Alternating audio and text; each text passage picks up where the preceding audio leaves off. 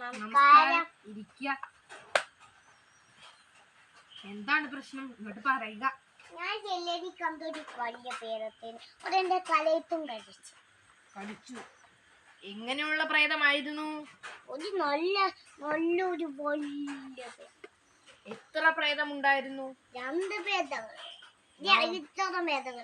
ഞാനൊന്ന് കബഡി നിരത്തട്ടെ. തിങ്കള് വളഞ്ഞിരിക്കുകയാണ്. ഉറുമ്പാണോ ചത്തിരിക്കുന്നത്? ആരാ കൊന്നേ? ഞാൻ. എന്തിനാ കൊന്നേ? ഉറുമ്പിനെ കൊന്നിട്ടിട്ടും തിന്നാട്ട്. നോക്കട്ടെ. തരിക.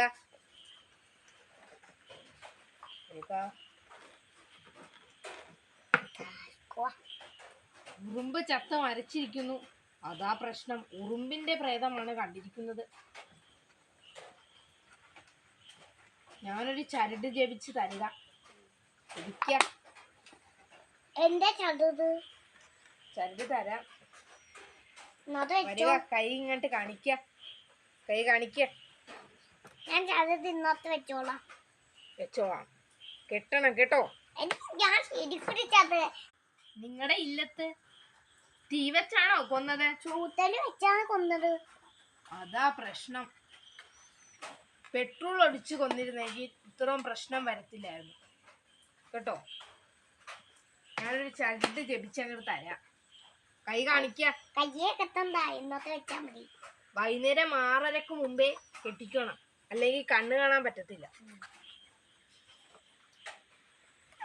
എല്ലാം ഞായറാഴ്ചയും ചിക്കൻ മേടിക്കാറുണ്ടോ? അതിനകത്ത് ഉറുമ്പിന്റെ ശല്യങ്ങൾ ഉണ്ടാകാറുണ്ടോ? ഉണ്ട്. ഉറുമ്പ് ചിക്കൻ തിന്നാറുണ്ടോ? തിന്നാറുണ്ട്. അപ്പൊ അത് നമ്പൂതിരിമാരല്ല. ഉറുമ്പിന് നിങ്ങൾ എല്ലാ ഞായറാഴ്ചയും ഇച്ചിരി ചിക്കൻ മാറ്റി വെക്കണം കേട്ടോ. ചിക്കൻ മാറ്റി വെച്ചില്ലെങ്കിൽ ശല്യങ്ങൾ ഉണ്ടാവും. നാളെ വരിക. നാളെ വന്നിട്ട് നമുക്ക് ഹോമങ്ങളൊക്കെ ചെയ്ത് നമുക്ക് അടക്കാം. ഓക്കെ. ഇന്നലെ ചിക്കൻ മേടിച്ചപ്പോ ഉറുമ്പിന് കൊടുത്തായിരുന്നോ? അല്ല, ഞാൻ തന്നെ തിന്നു. ഇനി ശല്യങ്ങളൊക്കെ കൂടും. പിച്ചും മാന്തും കീറും കേട്ടോ. നമുക്ക് ഉറുമ്പിനെ അങ്ങോട്ട് അടക്കാം. ഉറുമ്പിനെ ഇങ്ങോട്ട് തരിക.